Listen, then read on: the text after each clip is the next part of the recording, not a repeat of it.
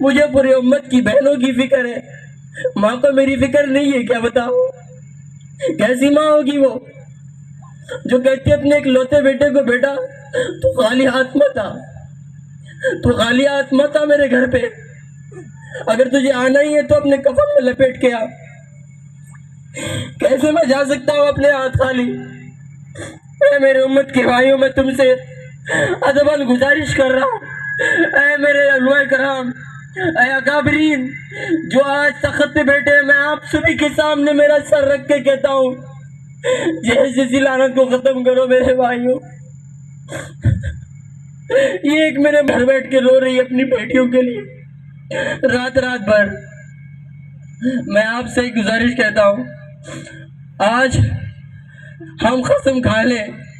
کہ یہاں سے نہیں بلکہ پورے ہندوستان سے جہیز کا جنازہ نکالیں گے، ہمارے نفس کے لیے نہیں، میرے نبی کے لیے نکالیں گے ہم۔ اگر میری ماں مجھے کہتی بیٹا یہ چیز یہاں مت رکھ، مجھے تکلیف ہو رہی ہے، میں رکھتا وہاں پہ، نہیں رکھتا ہوں، میں محبت کرتا ہوں میری ماں سے، بے انتہا محبت کرتا ہوں، دنیا کی ساری چیز میری ماں کے لیے قربان کرتا ہوں میں، لیکن بات میرے نبی کی آئی تو میں اپنی جوتی کی نوک پہ رکھتا ہوں پوری کائنات کو۔ جہیز کیا چیز ہے؟ نبی کریم صلی اللہ علیہ وسلم نے بتایا کہ جہیز حرام ہے، پھر ہم نافرمانی کیوں کر رہے ہیں؟ حشر کے دن جو ماں نہیں آئے گی وہاں پہ، وہ ان کو فکر رہے گی، دنیا میں محبت کر رہی ہے ماں بے انتہا، لیکن ماں نہیں کریں گی، نفسی نفسی نفسی، لیکن میرا نبی امتی امتی امتی۔ ہم کیوں اتنا پاگل ہو گئے جہیز دنیا، ہم اپنے نبی کی بے حرمتی کرنے میں کوئی کسر نہیں چھوڑ رہے، اتنے غافل کیوں ہو گئے؟ میں آپ سبھی سے بتاتا ہوں ایک بات، ہم اتنے بے غیرت ہو گئے، نعوذ باللہ، ہم اللہ رسول کا ڈر بھول گئے ہیں۔ جب بات لاک ڈاؤن کی آئی تھی، سورج نکلنے سے پہلے دلہن گھر آ رہی تھی، کسی کو پتہ نہیں چل رہا تھا، سچ کہہ رہا ہوں نا میں،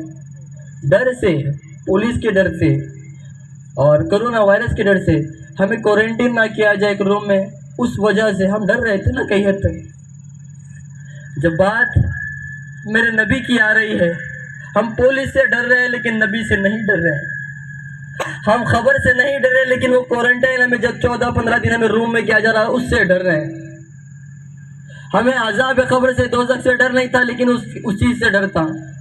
ہمیں اللہ سے ڈر نہیں ہے لیکن اس بیماری سے ڈر ہے۔ میرے بھائیوں، میں آج آپ سبھی کے سامنے یہ کہتا ہوں کہ پلیز خدارا معاف کر دو سبھی کو، آج سے ہم جہیز نہیں لیں گے، آپ کی سنت کو ہم زندہ کریں گے انشاءاللہ، کہیے انشاءاللہ۔ اگر آپ چاہتے ہیں کہ میں اپنی ماں کو، اپنی بچے کو، اپنی بیوی کو گلے لگا کے کہوں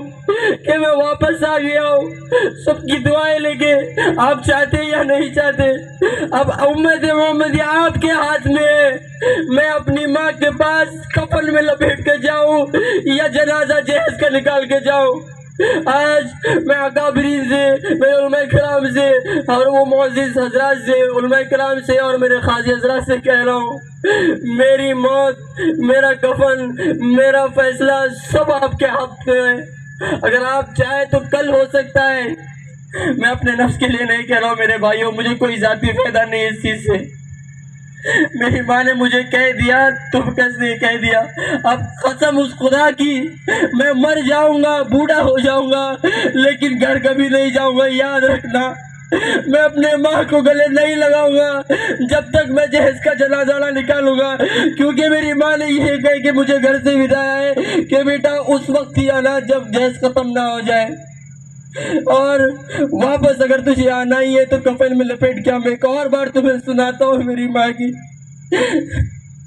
بیٹے جاوید جہیز ختم کر کے آجا بیٹا، خالی ہاتھ مت آ بیٹا، یا پھر کفن میں لپیٹ کے آجا بیٹا۔ انشاءاللہ امی میں جیت کے آؤں گا، دیکھنا میری امت میرا ساتھ دے گی، جیتنا، اگر یہ امت میرا ساتھ نہیں دینے والی ہے تو میں یہاں رہ کے کچھ فائدہ نہیں ہے امی۔ میرے بھائیوں، اب سبھی سے جو میری آواز سن رہا ہے پلیز جہیز کو ختم کرو، اپنے گھروں سے نکلو اور مسجدوں میں جاؤ، نوجوانوں فیصلہ کرو کون کون چاہتا ہے کہ آج سے جہیز بند ہو جائے، ہاتھ اٹھاؤ اپنا، اور کون کون چاہتا ہے کہ میں گھر جاؤں، زور سے بولو بھائی میں گھر نہیں جاؤں کیا؟